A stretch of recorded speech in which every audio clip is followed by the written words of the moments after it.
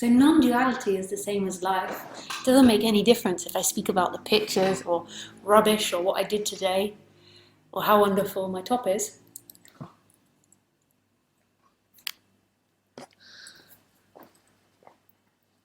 It doesn't matter. It's all life.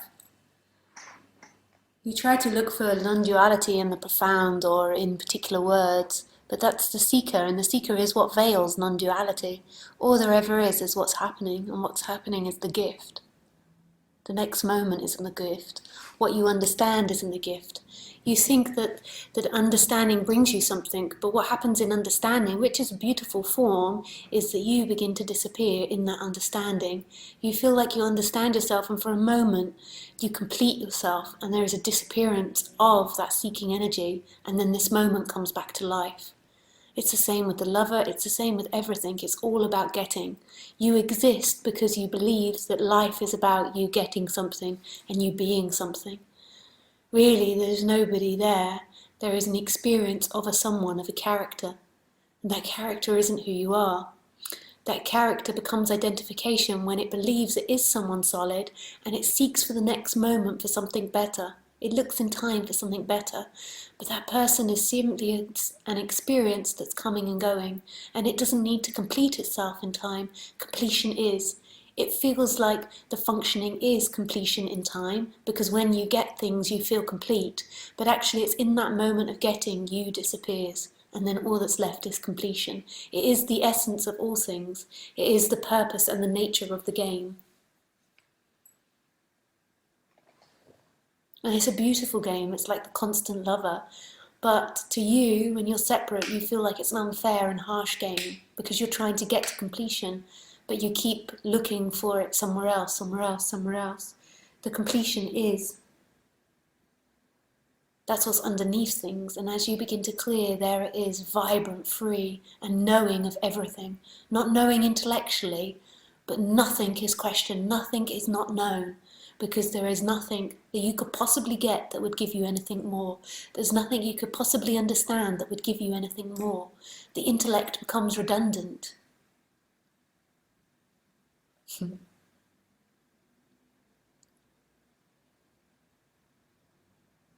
You shouldn't be watching me from the intellect. Watch me from the spontaneity. The spontaneity is reminding you of your freedom. Because I'm not looking, I'm not seeking, I'm not trying to get something from you or the next moment. You can hear it in the way I speak. You can hear my silence. You can hear my freedom. That's why you listen. But let me sing you home. Don't try and go home. There's nowhere to go. You won't get there. You'll feel frustrated. You'll long for it. It's right here. It's your essence. It's the birthright of all things. And it will be there when you die.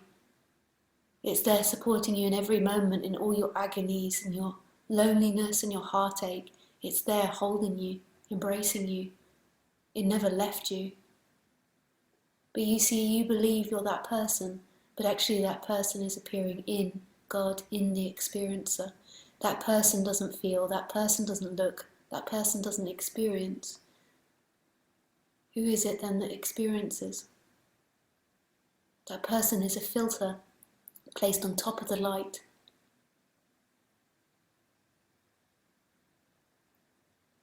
Giving the appearance that somebody's moving in time, that somebody's experiencing, but the light is always still and ever present.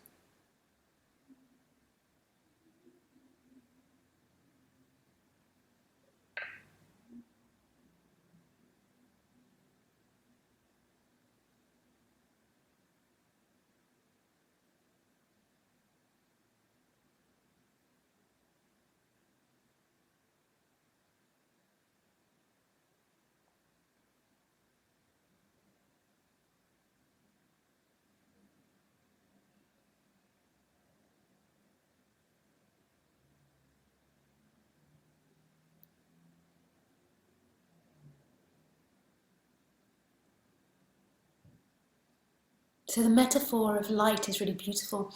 The traditional metaphor for non-duality is, what is the film played on? The film has to be played on something in order for it to to be experienced, there has to be something still on which the film's been played on. But I really like the metaphor of the light.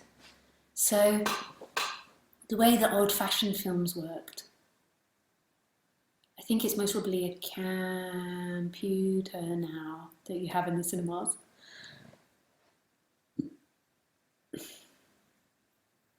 Pardon me. Don't you just love it? Such beautiful words of non-duality and then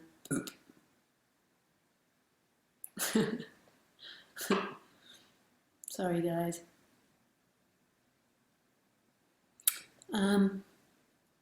That's obviously a joke. I'm obviously not sorry about being a burper.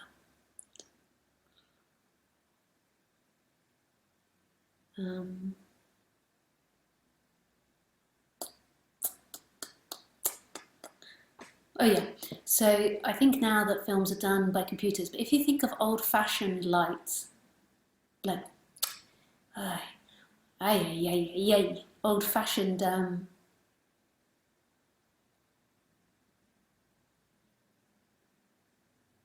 old-fashioned films.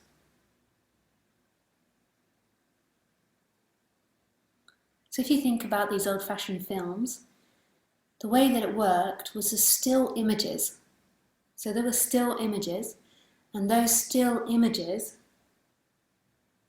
have light shone through them, and then the still images are moved at a certain speed, and then what it looks like on the screen is it looks like there's a whole world happening. So these pictures move past really quickly, and then sounds put over, and it looks like there's on the screen there is a film of two people falling in love, having an argument, having a whole drama. But the whole time, the light is the same. The light is the perfect, brilliant, white light pouring through. And it's totally still, the light, even though the film looks like it's moving. But because the colours change, and that's all it is, it gives the appearance, so the filter changes colour, and it gives the appearance of movement and something happening, and a whole world happening in that film. But actually it's a light show. There is light and colour which gives the appearance that a whole film's happening and time and movement's happening. But actually reality of it all is that there's total and utter stillness with the appearance of movement. And who you are, who you truly are, is that light, which is the knowing, the awakeness of itself. And it is all things, it's playing every role. And there can be this energetic shift that happens in the body from being a bounded person, believing that your edge is inside here, to boundlessness.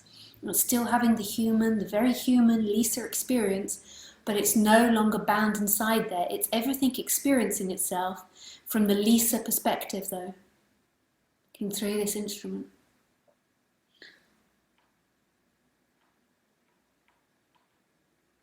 And that's the end of suffering. After that, so there is the initial awakening where it's kind of seen intellectually, or there's a bit of a cloud moving and it's seen that who you are is that boundlessness that's not located anywhere. And then for a period it contracts and expands, it contracts and expands. Then there's a movement from being that separate entity to that expandedness. And then from this perspective, now what's happening is the body, seemingly for the last 6, 7 years, there's been more of an integration into the human of Lisa. I know that sounds odd, but the karma and the body of Lisa has been catching up. So before there were old tendencies and loads of them fell away when there was that shift, but these tendencies are relaxing. So neurotic patterns that were based on being separate and separation are now relaxing in the body. Still sometimes Lisa can be a neurotic asshole, but most of the time she's an enlightened saint. But these things, I'm just joking, but there can be a neurosis that comes up, but these things over the years have relaxed more and more because there's no longer that energy that believes it's someone. So Lisa becomes a more balanced, relaxed, peaceful person over time. But that is no longer suffering anymore, even though the still energies working themselves out to become more balanced. It's no longer making a separate entity. So therefore all the emotions and these ideas and old patterns of being go straight through the body and aren't clinging on to make an entity anymore. Now, whether that gets to an end or not, I don't know, because in a way you always pick up new patterns of being, but they certainly seem to relax. Maybe one day it'll get to the end when the whole of society wakes up and everyone becomes more balanced. In a way, you're kind of never really separate from the society and the peers.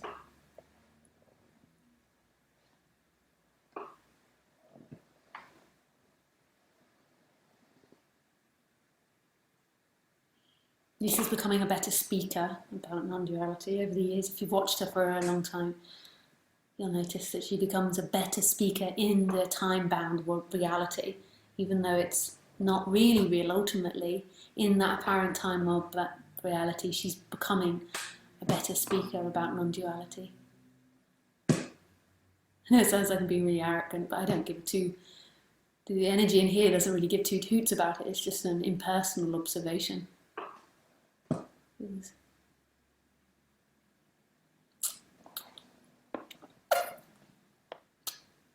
Even though it's not Lisa that's ever speaking, it goes through the filter of Lisa. Ultimately, this is spontaneity, this is boundlessness creating. But it doesn't suddenly start talking alien, although some of speakers out there like Barshaka or someone, Barkata, he channels an alien. If you've ever seen him, he does the eye thing, and then I think the alien speaks like this. Barshaka or somebody speaks like this. And he just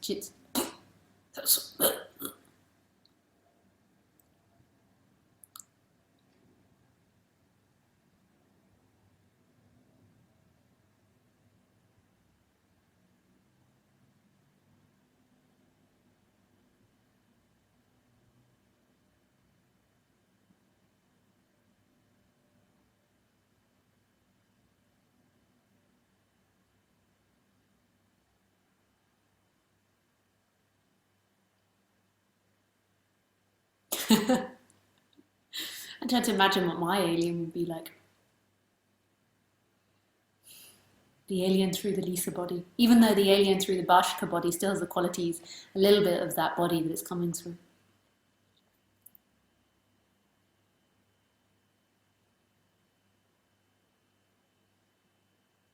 My alien might be American.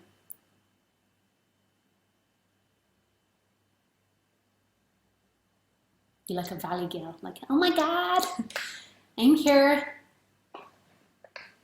Okay, non-duality, Lisa.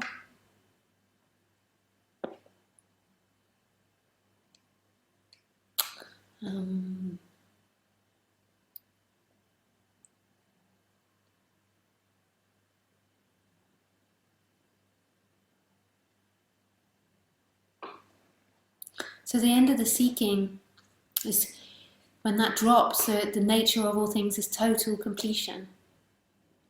Now, total completion isn't an experience, it's the absence of looking for anything. It's an absence. That's what's underneath. But on top, there's this energy of seeking, and it often feels like the seeker is somewhere in the torso. There's two sides of you. There's the person that feels like it's behind the eyes, and then there's these contractions in the body, which are you. And the seeker often feels like it's somewhere in the torso, in the stomach area, but it can be in the heart, and it's always longing. And that's how it believes it is, that combination of things. Longing for the next moment, the next moment. Next.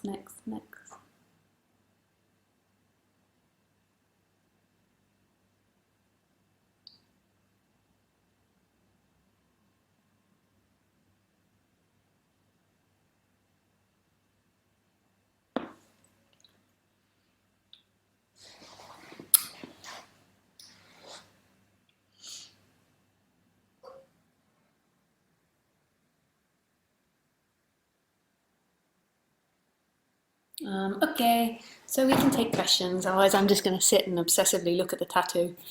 Like to see the tattoo? It's really red and bloody.